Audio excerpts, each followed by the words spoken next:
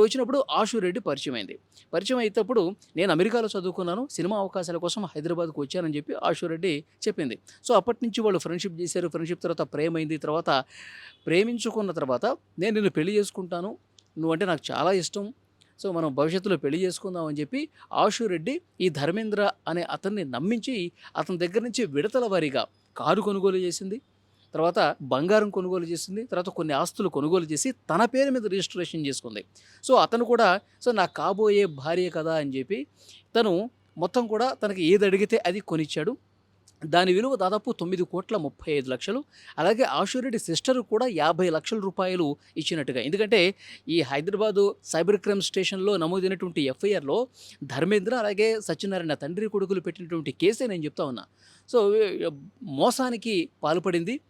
ఒక సందర్భంలో మేము పెళ్లి చేసుకుంటామని చెప్పి ఒక పండితుడిని కూడా తీసుకొచ్చి ముహూర్తాలు పెట్టించి కొంత హడావుడి చేశారు. అంటే ఎక్కడ మేము పెళ్లి పెళ్లి అని అడుగుతుంటే ఎక్కడ తప్పించుకు తిరుగుతున్నామన్న అనుమానం ఎక్కడొస్తున్నటువంటి ఉద్దేశంలో ఒక పండితుడిని తీసుకొచ్చి మీ జాతకాలు బాగా కలిసాయి. సో, త్వరలోనే పెళ్లి చేసుకుందాం అని చెప్పి నమ్మించి ఇంకా కొంత డబ్బు కూడా గుంజేసింది అని ఆ ఎఫ్ఐఆర్‌లో చాలా స్పష్టంగా వాళ్ళిద్దరూ పేర్కొన్నటువంటి పరిస్థితి ఉంది.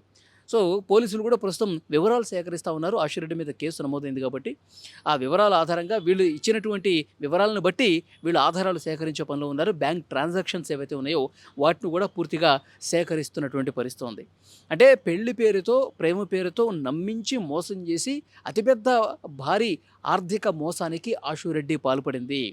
ఇక తర్వాత కూడా చాలా సందర్భాల్లో పెళ్లి ప్రస్తావన తీసుకొస్తే కనీసం మాట్లాడకపోవటం, స్పందించకపోవటం.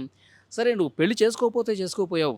కనీసం మేమిచ్చినటువంటి డబ్బును కూడా తిరిగి ఇచ్చేయంటే, తిరిగి ఇవ్వకుండా కాలయాపన చేస్తోంది. అంటే మోసానికి పాల్పడిందని కూడా క్లియర్‌గా ఎఫ్ఐఆర్ కాపీలో ఉంది. సో, ఆషురెడ్డి ఇప్పుడు చెప్తున్నారు మీడియాకు కూడా క నోటీసులు ఇస్తామని చెప్తా ఉన్నారు. సో, అంటే ఏకపక్షంగా పోలీసులు కేసు నమోదు చేయటం, దాన్ని మీడియా హడావుడి చేయటం. అసలు నా ప్రమేయం ఏంటి? నా నా నేనసలు తప్పు చేశానా లేదా? కనీసం నా వాదనని పరిగణలోకి తీసుకురా. నా వివరణని మీరు అడగరా అని చెప్పి ఆమె క్వెషన్